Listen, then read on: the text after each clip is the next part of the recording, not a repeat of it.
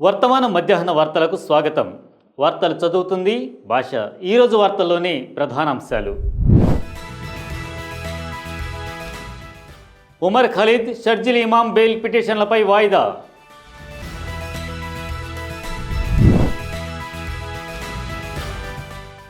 పశ్చిమ ఉత్తరప్రదేశ్ ఓ మినీ పాకిస్తాన్, జగద్గురు రామభద్రాచార్య వివాదాస్పద వ్యాఖ్యలు.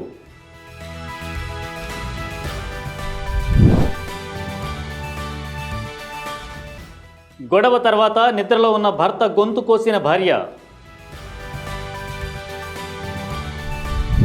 2020 నుండి జైల్లో ఉన్న ఉమర్ ఖలీద్, షర్జిల్ ఇమాం, గుల్ఫిషా ఫాతిమా, మీరాన్ హైదర్ల బెయిల్ పిటిషన్ల విచారణను సుప్రీంకోర్టు శుక్రవారం సెప్టెంబర్ 22కి వాయిదా వేసింది. ఈ కేసు 2020 ఫిబ్రవరిలో ఢిల్లీలో జరిగిన అల్లర్లకు సంబంధించిన కుట్ర ఆరోపణలపై నమోదైన ఊపా కేసు. న్యాయమూర్తులు అరవింద్ కుమార్, మన్మోహన్ల బెంచ్ ఈ పిటిషన్లను వాయిదా వేసింది. యాక్టివిస్టులు సెప్టెంబర్ 2న ఢిల్లీ హైకోర్టు ఇచ్చిన ఆదేశాన్ని సవాల్ చేశారు. ఆ ఆదేశంలో 9 మంది బెయిల్ను తిరస్కరించింది. అందులో ఖలీద్, ఇమాం కూడా ఉన్నారు.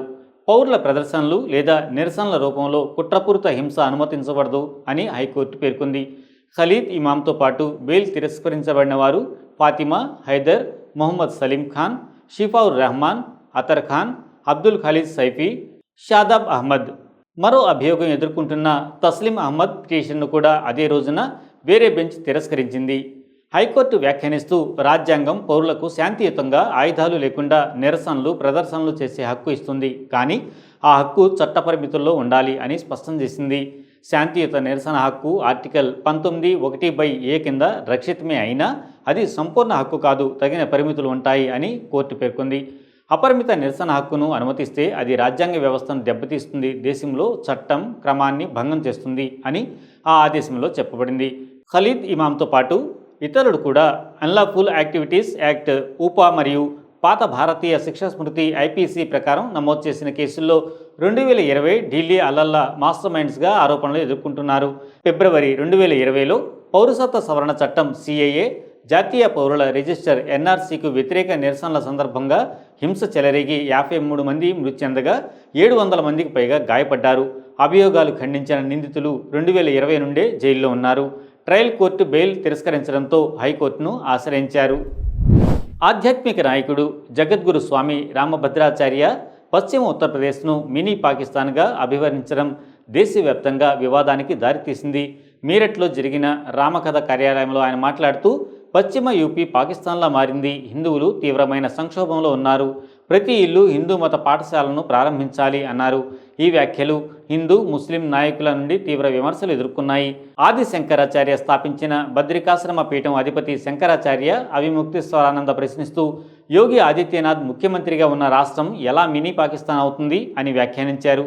మాజీ ఎంపీ, సమాజ్వాదీ పార్టీ నేత డాక్టర్ ST హసన్ ఈ వ్యాఖ్యలు ముస్లింలను మాత్రమే కాకుండా మొత్తం పశ్చిమ యూపీ ప్రజలను అవమానపరిచేలా ఉన్నాయని అన్నారు. ముస్లింలు ఒక ప్రాంతంలో నివసించడమే పాకిస్తాన్గా మారిందన్న ఆలోచన లోపభూయిష్టం అని ఆయన అభిప్రాయపడ్డారు. ఆల్ ఇండియా ముస్లిం జమాత్ అధ్యక్షుడు మౌలానా షాహబుద్దీన్ రిజ్వీ కూడా ఈ వ్యాఖ్యలను ఖండించారు. విభజన తర్వాత ముస్లింలు దేశాన్ని విడిచిపెట్టకుండా ఇక్కడే ఉండి దేశ అభివృద్ధికి దోహదపడ్డారు, వారిని పాకిస్తాన్తో పోల్చడం అన్యాయం అని ఆయన అన్నారు. విమర్శకులు ఈ ప్రకటన జాతీయ ఐక్యతను దెబ్బతీస్తుందని, మత సమాజాల మధ్య విభజన పెంచే ప్రమాదం ఉందని హెచ్చరిస్తున్నారు. ఆధ్యాత్మిక నాయకుడిగా రామభద్రాచార్య విభజన కన్నా సామరస్యాన్ని ప్రతిబింబించాలి అని వారు సూచించారు. చిన్న చిన్న విషయాలపై తరచుగా గొడవపడే దంపతుల్లో విషాదం చోటు చేసుకుంది. హైదరాబాద్ సమీపంలోని కోకాపేట నర్సింగి ప్రాంతంలో గురువారం రాత్రి భార్య తన భర్తను దారుణంగా హతమార్చింది. ఈ దంపతులు భరత్ బోరా, కృష్ణజ్యోతి బోరా అస్సాం నుంచి నగరానికి వలస వచ్చి కూలీలుగా పనిచేస్తున్నారు. చిన్న చిన్న విషయాలకే తరచూ వాగ్వివాదాలు జరిగేవి. గురువారం రాత్రి కూడా వారిద్దరి మధ్య వాగ్వివాదం జరిగింది. ఆ తర్వాత భరత్ నిద్రకు ఉపక్రమించాడు. నిద్రలో ఉన్న భర్తపై జ్యోతి వంటగదిలో ఉన్న కూరగాయల కత్తితో దాడి చేసి గొంతు కోసిందని పోలీసులు తెలిపారు. భరత్ కేకలు విని పొరుగువారు ఇంటికి చేరుకున్నారు. రక్తస్రావంతో తల్లడిల్లుతున్న భరత్ను ఆసుపత్రికి తరలించారు. అయితే తీవ్ర రక్తస్రావం కారణంగా ఆసుపత్రిలో ఆయన మృతి చెందాడు.